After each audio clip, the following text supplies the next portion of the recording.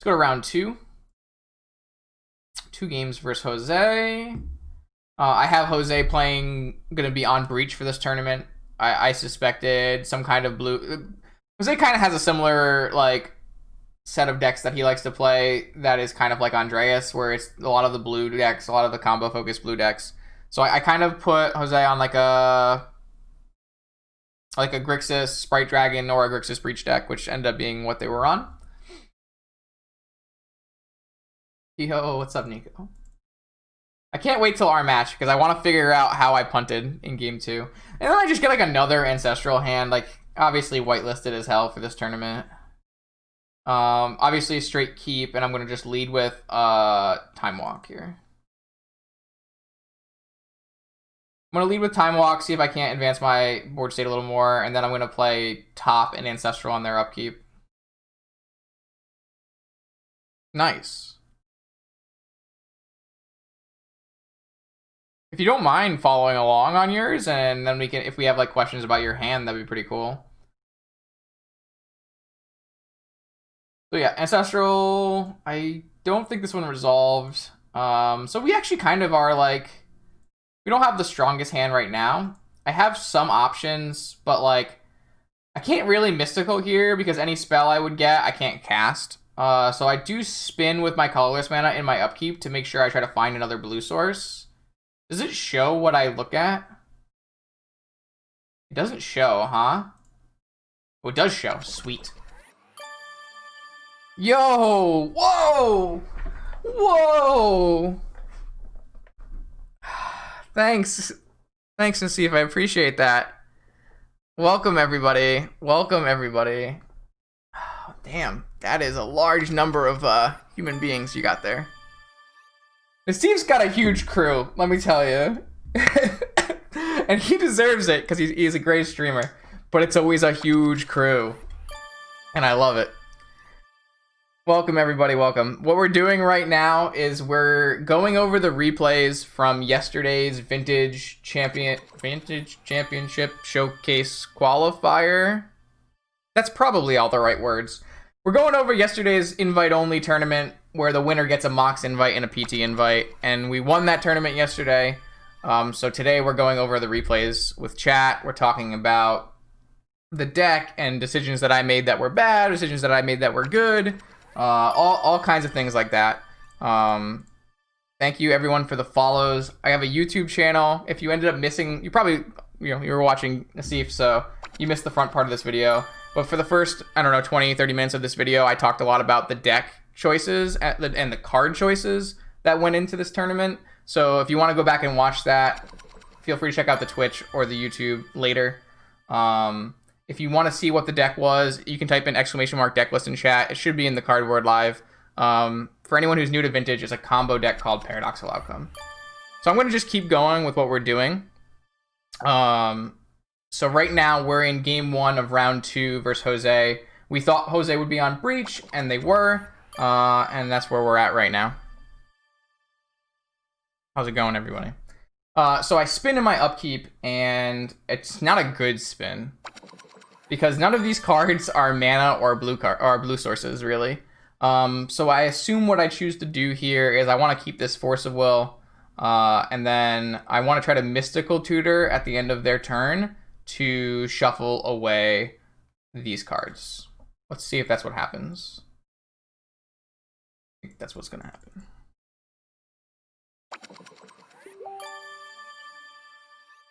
Oh, that's not what happens. I brainstormed instead. Why the f did I brainstorm instead? Let's try to figure out what past Justin was thinking here. Why would I brainstorm here? I must have brainstormed because I want this Snapcaster Mage. Because the Snapcaster Mage represents Ancestral.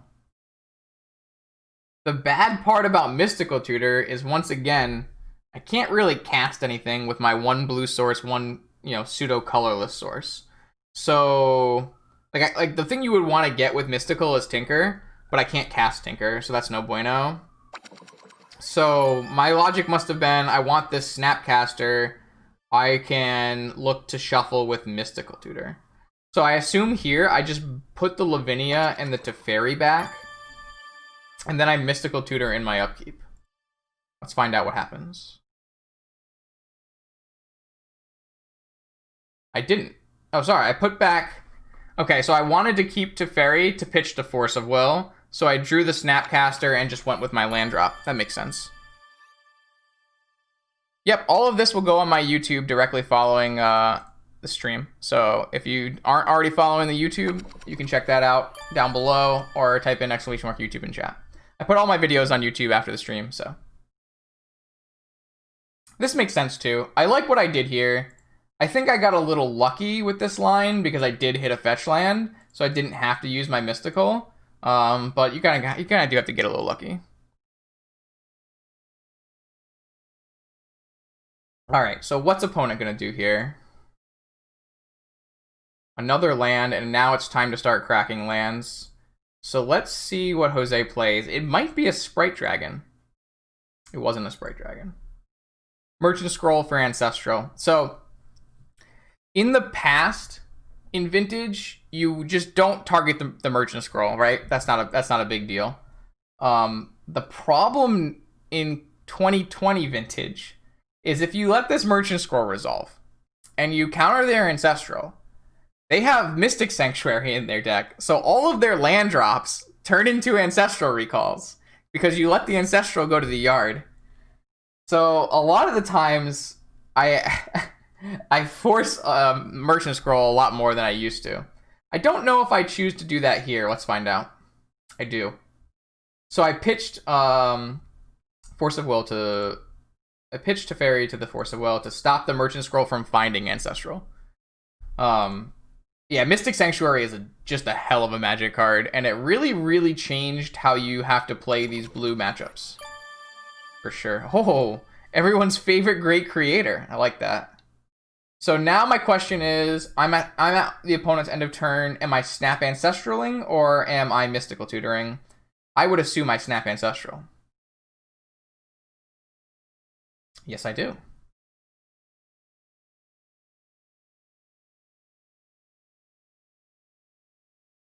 So does this get flustered?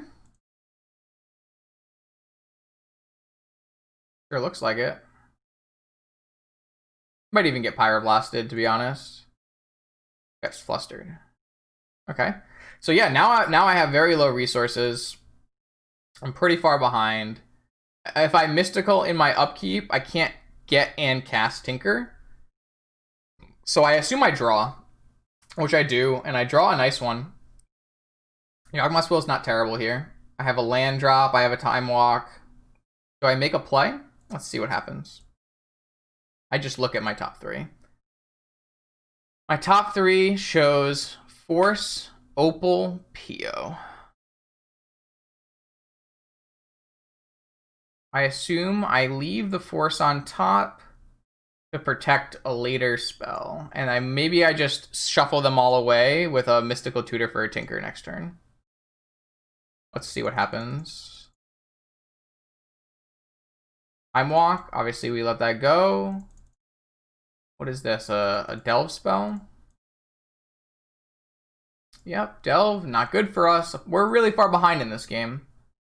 Opponent abrades my Emerald, which is really good. It's going to really stop me from making these Tinker lines, right? I'm not even going to have 3 mana next turn. So I'm kind of interested to see what I did from here, because I don't really remember. If I'm Mystical Tutoring here, there are not very many cards in my deck that are good. So there's a Demonic Tutor, there's Night's Whisper, there's Tinker, but we can't... I assume here we just top a Night's Whisper, just to try to find some action. Let's see what happens. I did. I topped a Night's Whisper. So we draw a Night's Whisper, we cast a Night's Whisper, and we pray for no Flusterstorm. Let's see what happens. No Flusterstorm. We drew a blue card and another Night's Whisper. So not great here. We get to keep attacking with Snapcaster, but we don't have much going on. Opponent plays a Sprite Dragon. We don't really care. It's a quick clock sometimes, but it's not really like our main concern. We drew a fetch land, which is obviously a great draw here. What happens? I assume we just cast another Night's Whisper. Really attacking our own life total. Okay. So we drew a blue card for force, which is great. We have a land, and we have a demonic for like a lotus or something. So we're looking good. We're looking like maybe we can get a Yagwil turn. All removal draw from Jose. That makes sense.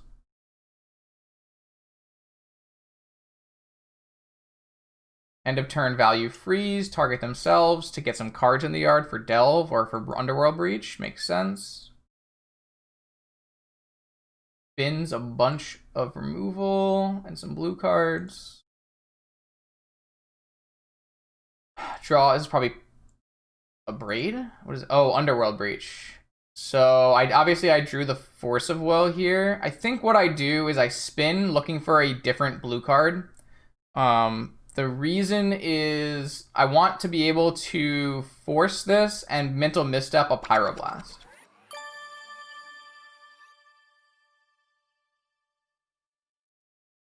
So I spin. I think I see no blue cards, but I do see a Black Lotus, which is really good right now with my hand.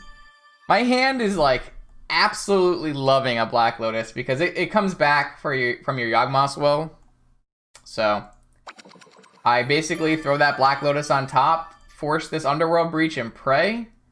And Jose did not have the answer. So we get to go off here. Okay, this is probably... Stop. This is probably my favorite turn of the entire tournament. Because this is not an easy position to combo from. Like, I'm pretty sure here I have two like sets of lines. I have try to find a mentor and time walk, or tinker for a Bolus of Citadel, because I do have a Sensei's Top, but I only have 7 life to work with. And I think I tank here for a long time because I'm trying to consider if I can get a Time Walk mentor. And I think the answer was... What did I... Why did I not choose mentor? Because I don't believe I chose mentor here, and I can't remember what was my reasoning. Let's see what happens. But I think this is like one of the craziest lines. I don't know you have a bolt in hand.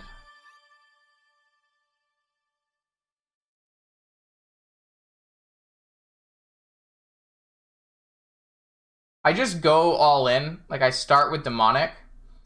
And I tank here because I can get a mentor. So if I get a mentor and I Yawgwill and I Lotus, I can mentor with Time Walk here. But I chose not to. I chose to tinker. Man, I wish I did have this recorded and I could hear my own vocalizations because I'm just not sure.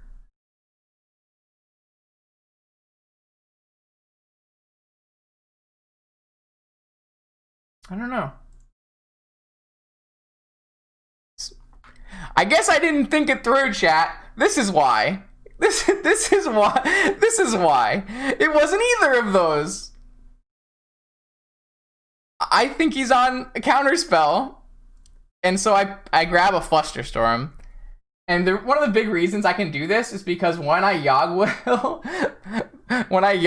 back my Black Lotus, I can protect everything. And so I think what I actually tanked about was, can I get a Flusterstorm and still do Mentor Time Walk? And the answer to that is no, I'm 1 mana short, I believe. Because if I go here now and I go Black Lotus, Emerald, land drop, Demonic for Mentor, I can't Time Walk. And so my choice ends up being Demonic for Flusterstorm to play around Pyroblast, go for my Yawgmoth's Will, and then go for Tinker. And it's super scary because Tinker at 7 life, even with the top, is tough. So let's see what happens. This is so cool. This is the fucking biggest brain, and this is the part of the tournament where I was feeling very on point. I felt like I was a very good Magic player. Later in the tournament, I get a little nervous and I make some mistakes. But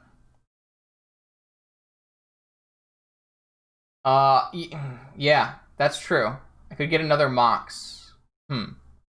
So it may be a misplay. Let's think about that. If I get a Mox with my top, I can go all the way in, and I have a mentor with 1 token. Is that good enough? I don't think that's good enough. I have a mentor with 1 token. All I need to do is draw 1 spell. No, I need to draw 2 spells, right? I would have to draw 2 spells.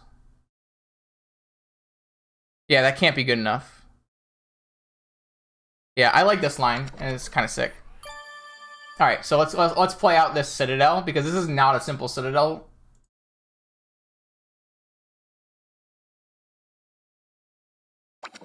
So what do I lead with? I lead with, obviously I need to DT for a Tinker. I DT for Tinker. I Tinker my Emerald. They have a Pyroblast, which is the read we had, and we have the Flusterstorm that we DT'd for the first time, which is just like super sick. And so now we need to win with 6 life because we fetched a top and a Citadel, and I can't pass the turn or the Sprite Dragon will kill me. So this is actually just super dope. Let's watch.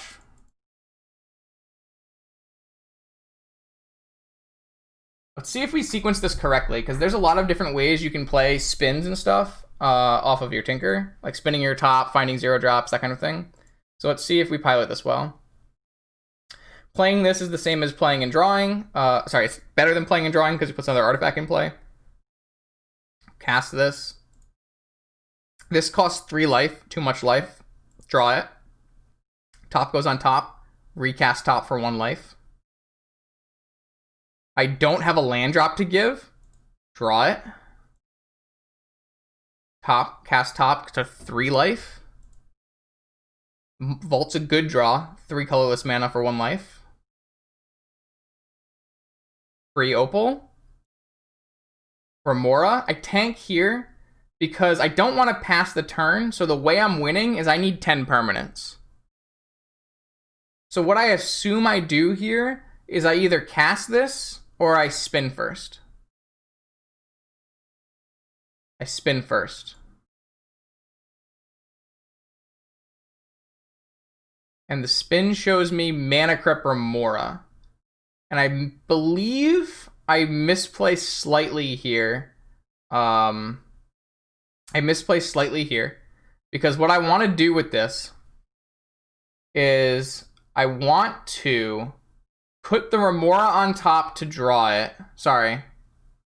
Put the Delta on top to... what I'm looking at here is going to my next turn with Time Walk. Because my goal is to get 10 permanents in play. And this is good, because these are 2 permanents, but this permanent I can't have in play when I go to my next turn. And I'm also probably taking 1 damage from my Mana Vault next turn. So I make a slight mistake here, I believe, because what I really need to do is put the Mana Crypt in second slot. But I don't, I fuck up. But what I'm counting is 1, 2, 3, 4, 5, 6, 7, 8, 9. So I assume that I need to try to find 1 more permanent with Teferi top on my next turn. So this was a slight misplay because I ordered this wrong. I ordered this Mana Crypt on top, which is wrong. That's just strictly wrong. And I Time Walk and we go to the next turn.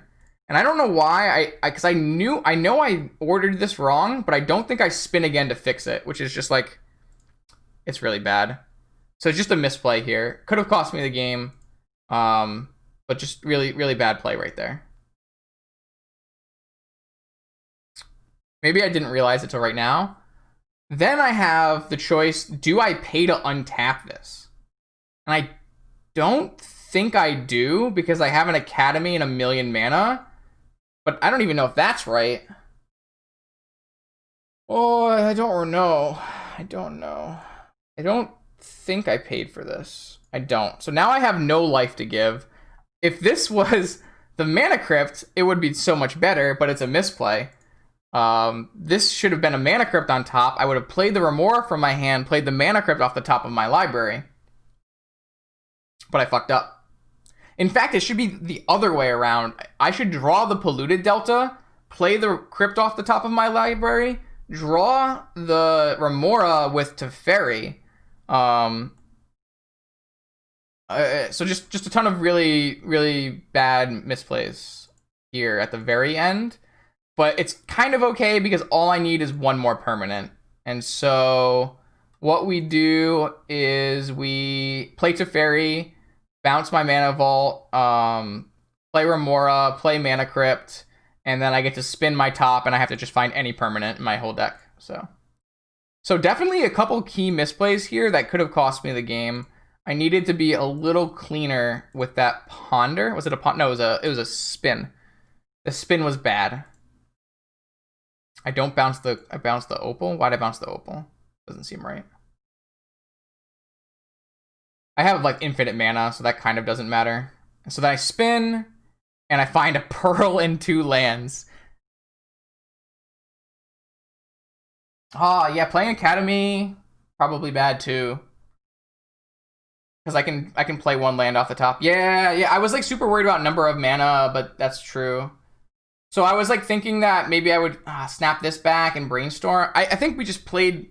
Man, we played the first sequence of this so well, but the ending sequence here, really bad. I didn't realize it was so bad. Like, I knew there was the small misordering, but you're totally right. This shouldn't be in play. I think I was very overconfident that I would have hit a land. Like, obviously, I bricked kind of here. So, now I'm very sad, because I thought I played this sequence really well, but it turns out I played it really poorly. Well, I played the first part of it okay. This was like one of my favorite parts of the whole tournament, and now I just know it was shit. Those two mistakes, the ordering and the playing the Academy, could easily have cost me this game.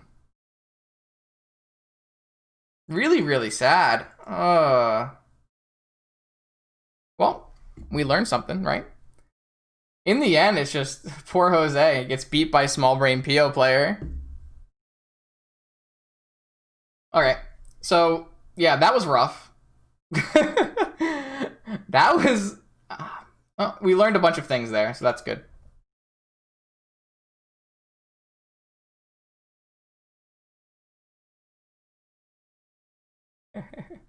Alright, so, on to game 2. So, like, the big part of that whole sequence was... me correctly DTing for Fluster. Right? So that was like the big like pat on the back play on my side. But then like those minor missequencings and Citadels could definitely have cost me the game. So it's like those things you do need to shore up. Like a normal PO Citadel combo is typically very easy and very straightforward. But these, like, there's a lot of decisions while you're starting to combo, and if you make too many mistakes, your Citadel is gonna be angry at you, and you don't want your Citadel to be angry at you. All right, so let's take a quick look and see what we sideboarded. I believe it's the exact same sideboard as round 1. So, Island, Opal, and the 2 Slaughter Tutors came out, and Lavinia, Fluster, Camball, and one other card came in. It's the same as for game 1. So this hand's good. Definitely gonna keep. Nice Whisper makes every hand better. I have options here. I could go scroll for Ancestral, cast Ancestral. No, definitely not. Definitely do not board in Disenchant to kill Breach. That is not the avenue you want to take with this matchup. A lot of times when they cast Breach, they're going to have spells in their graveyard. So, like, you're just going to get your Disenchant flustered. I do not recommend bringing in Disenchant versus Breach. So my choice here, I can Merchant Scroll for Ancestral, and I have a Mental Misstep. But I think it's better to play around Pyro. Like, obviously I have Mental Misstep for Pyroblast. But I think that cracking my Lotus to play a Night's Whisper is more efficient is better for me. And and I can always follow up this with a top and still be able to like play a Flusterstorm or something like that. So I really do think that cracking Lotus and playing Nice Whisper is better than cracking Lotus and Merchant Scroll Ancestral here. My opponent is saying that they sided in Sprees and Dragons, which is like really good that we boarded out our Opals. That's the whole idea, is that you don't want multiple Opals when your opponent is attacking your Metalcraft. I don't think it's worth it for me to bring in a Swords to Plowshares. You could bring in a Swords to Plowshares versus like 4 Sprite Dragons, but I don't know how many Sprite Dragons my opponent's playing. And I really just want to do my thing, not really interact with their thing. So yeah, this can't get Pyroblasted, though Pyroblast is at a lower priority because of Misstep. I get to save this Misstep for my Ancestral. I think the Nice Whisper here is just better. So my Nice Whisper draws out a Flusterstorm here, which is like, oh, so sick.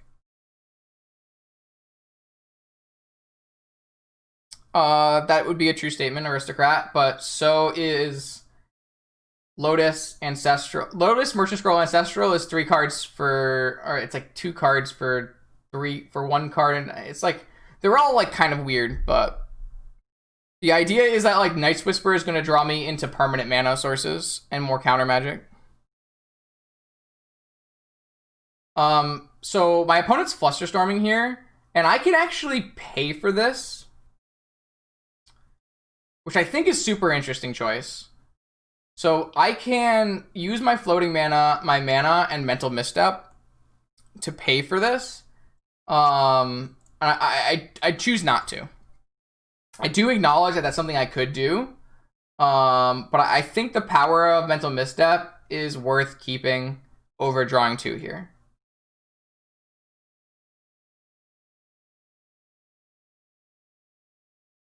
I did choose not to. Ooh, that's an interesting choice. Is that the choice that I thought I was going to make? Wow. Interesting. I kind of like it. So I want to use all of my mana from my Lotus. I had 2 options. I could have gone top and been able to spin at end of turn, or I could have gone and got my Ancestral now. I'm very interested that I did this line, because it runs into days.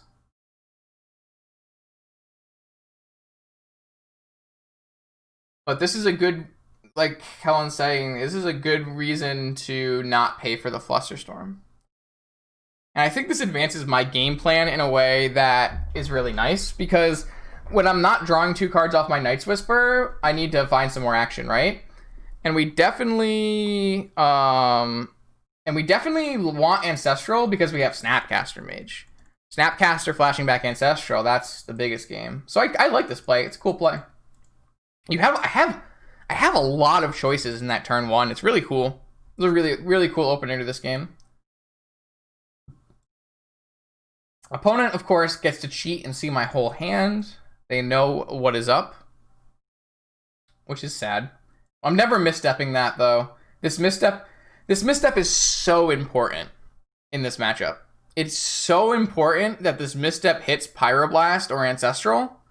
Very, very important. I don't really go on Instagram, Jake. So that would be why. It's not really about you. It's about me. If only we had 4 missteps. Yeah, so here I have another set of choices. I can either play top, or I can keep open 2 mana and Ancestral on my opponent's upkeep. What that does is really nice. So I can basically play around one of the 2 counterspells, Flusterstorm, by Ancestraling in my opponent's upkeep while the storm count is 0. So I believe that's what we do here.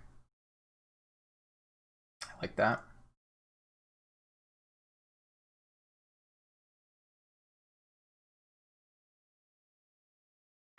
All right.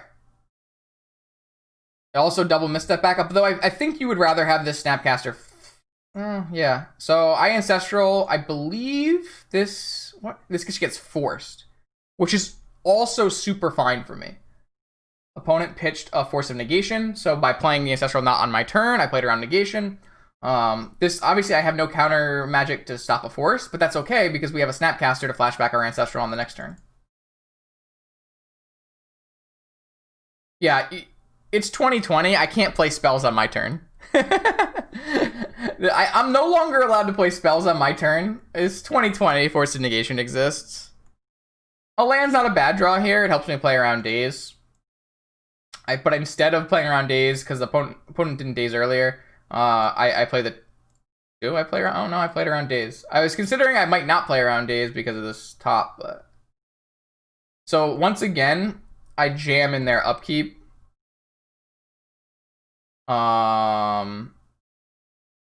It's really nice that opponent pitched their Force of Negation because they now no longer can hard cast their Force of Negation. You might be totally right there, Kellen. I'm not... You know what I think really happened there, Kellen? Is that I had full intentions of playing my... Well, then why would I fetch? Just probably bad. I make a lot of small question marks. So yeah, I don't think that fetching there was very good. I don't really know why I wanted to fetch. I just want to push this Ancestral while my opponent is at 3 cards. That's 100% the reason. An opponent has another Force, so I kind of wish I had played top this turn. The reason I didn't play top is because I wanted to play around days, but that kind of is probably not worth.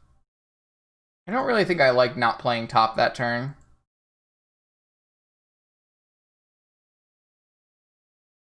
So if I had played top, I would have been forced to use the fetch to spin anyways, which is kind of an interesting way this all kind of functions out. That's not real wording. So this gets abraded, a little annoying, but it's all it's really doing is stopping Tinker. Now we're on top life. It gets mental misstepped, mental misstep back, Pyroblast back. Opponent has 1 card. I'm like, yeah, I'm in. Let's fluster this.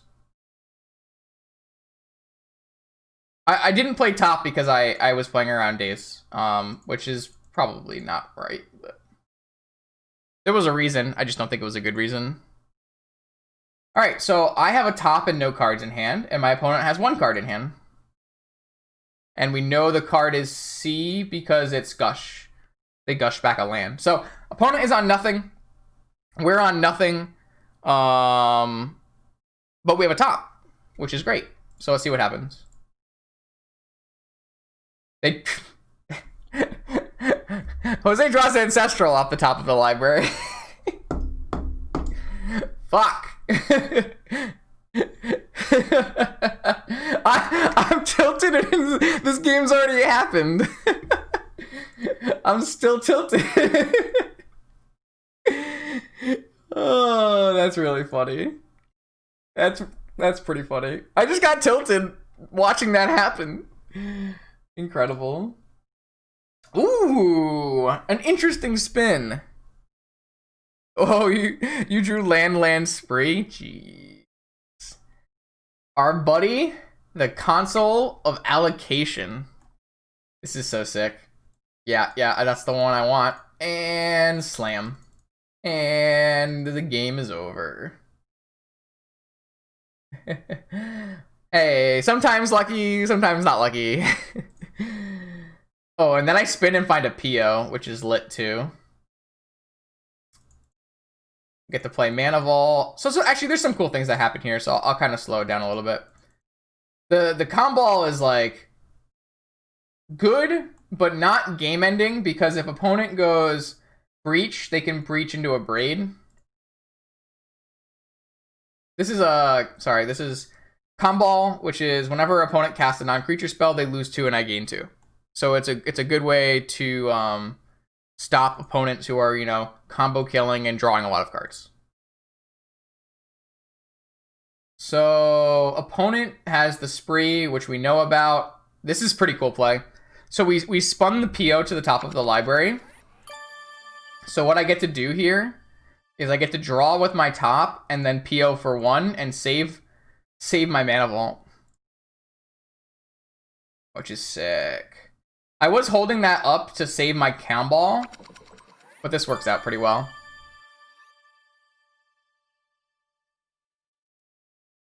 And then the follow-up is... What's the follow-up? Dig?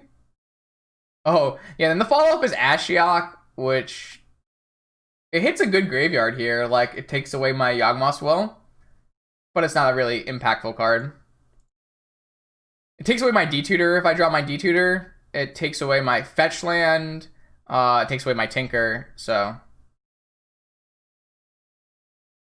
So, like, I can't actually Tinker here.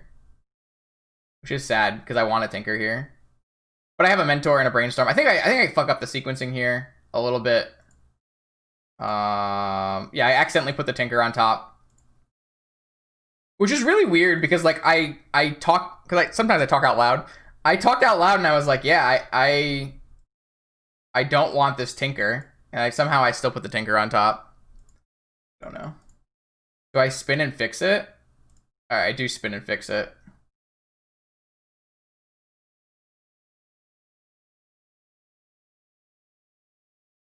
Alright, sweet. Yeah, so the problem was I really wanted to play Mentor this turn, but I accidentally put the fucking Tinker on the top of my library, and I didn't have enough mana to play Mentor, so this was a really bad misplay.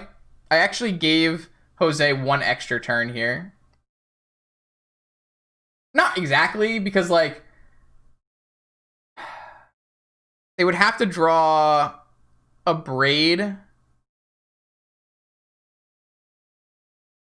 Wait, you're saying I had enough mana? So I just passed through it and didn't acknowledge it?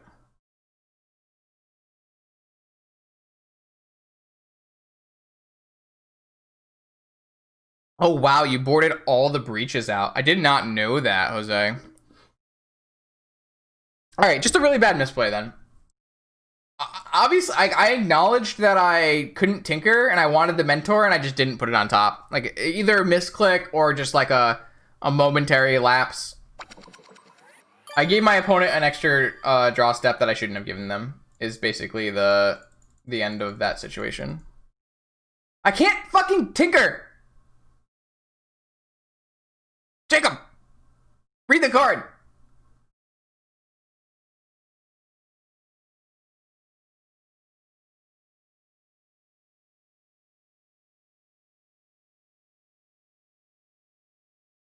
Alright, so yeah, I made... Man, I make a lot of small mistakes. I thought I had a really clean first couple matches of this tournament. But I'm not actually very happy anymore. It turns out a lot of really small, potentially game-losing mistakes in these first two matches. Which is good. I'm glad we're doing this. I'm really glad we're doing this review because some of these things are really good. The kind of rough part is, like, a lot of these mistakes, I figure them out like 10 seconds after they happen, right? So if I'm making plays too fast, right? Because I see the cam ball and I see the game getting closed out and I'm making the plays too fast. So maybe what I really want to do is just, like, stop and try to play a little slower and just, like, because my brain clearly gets to the point where I find, you know, the slight misplay or the correct sequencing, but I just don't do it fast, like, because I've already done the play, right? So maybe that's the real thing here, is that what I should really do is just take an extra second when I'm making these plays. All right, that's round 2. I guess I'm usually pretty good on clock. I don't ever time out when I'm off stream. I do time out on stream from time to time because I talk through all my lines. But thanks to Jose in the chat for helping us out with the additional information that I didn't have. I'm sorry you don't feel better, because I've kind of played like a small brain PO player in some of those situations, but at least the demonic for Fluster line was great. How about that?